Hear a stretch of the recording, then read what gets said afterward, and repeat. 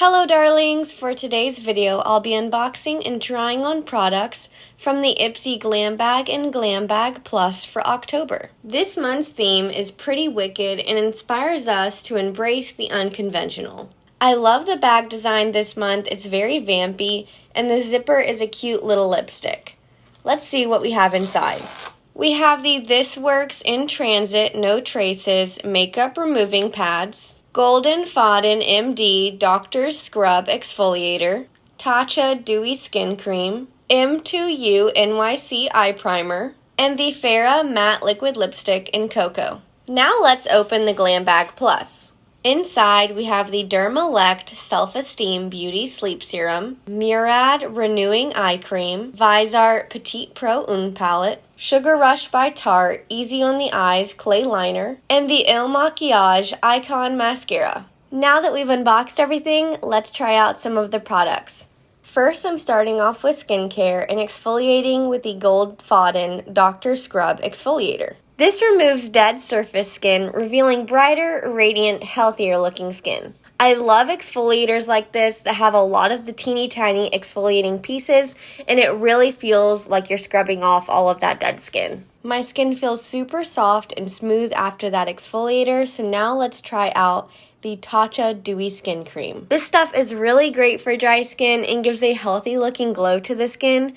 I love Tatcha and only wish that I had received the full-size version of this. After that, I'm applying the Murad Renewing Eye Cream. This is an ultra-nourishing eye cream that firms, brightens, and targets signs of aging. I really like the tingling effect that it gives because then I can tell that it's actually doing something, and I can already see some depuffing as well, so I'm liking this one. Moving on to the eyes, I'm priming with the M2U NYCEye Primer. This is supposed to enhance, pigment, and extend the life of eyeshadow while preventing creasing. As you can see, it does have a little bit of pigment to it, and once I tap it out, it gives me pretty good coverage, not as good as the P. Louise, but I'm looking forward to seeing how eyeshadow works on top of it. For eyeshadow, I'm using the Viseart Petit Pro Un Palette. The packaging on this is really neat. It has the sleeve as well as this pull tab with a magnetic closure.